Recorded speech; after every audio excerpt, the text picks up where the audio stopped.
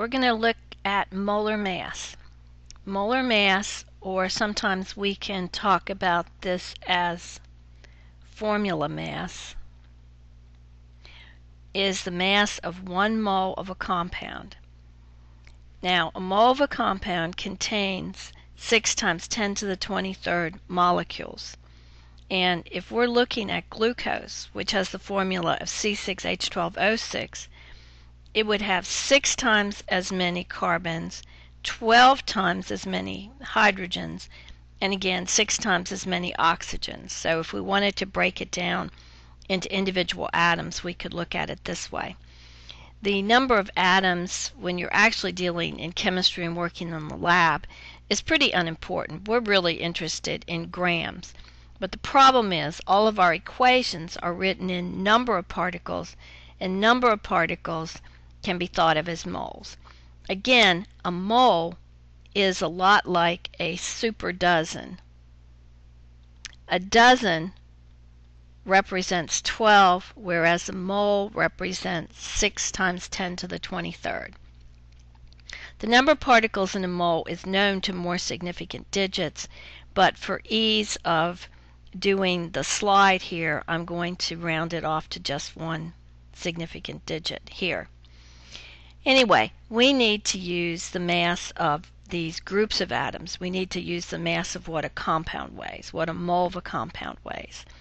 So if you are given a formula, you can determine the molar mass by using the periodic table and the atomic masses on the periodic table. You need to list all the atoms that are present, and in glucose we've got C's, H's, and O's. You need to count how many are there. There's 6 carbons, 12 hydrogens, and 6 oxygens. Each of these will be multiplied by its individual atomic mass. Now when you do a problem in the textbook, you should be using the atomic masses from the periodic table in the front of the textbook, which have 4 significant digits. Today I'm going to round those off to whole numbers. The atomic mass of carbon is 12, that for hydrogen is 1, and that for oxygen is 16.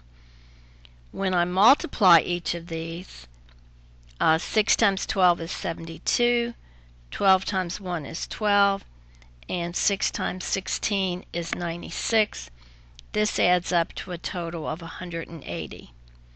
This is the number of grams in 1 mole, and specifically it's the number of grams for 1 mole of glucose.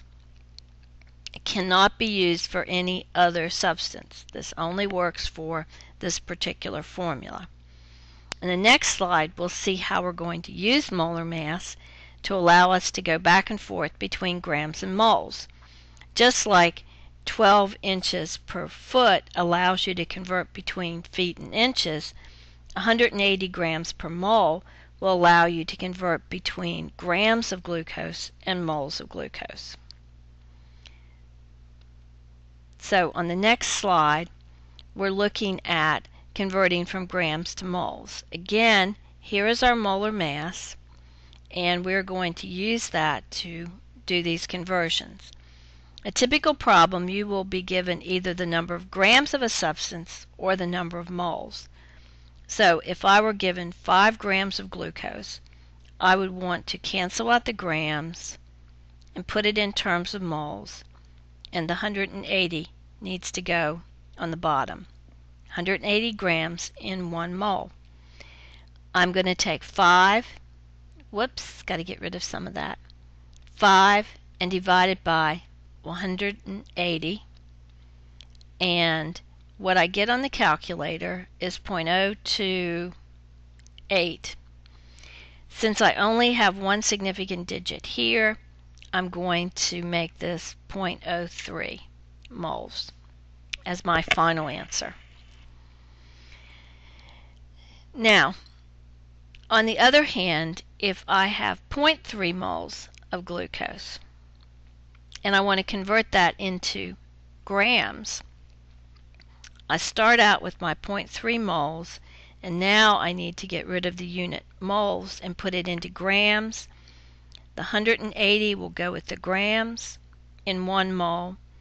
And now I'm going to be multiplying 0.3 times 180, and I get 54.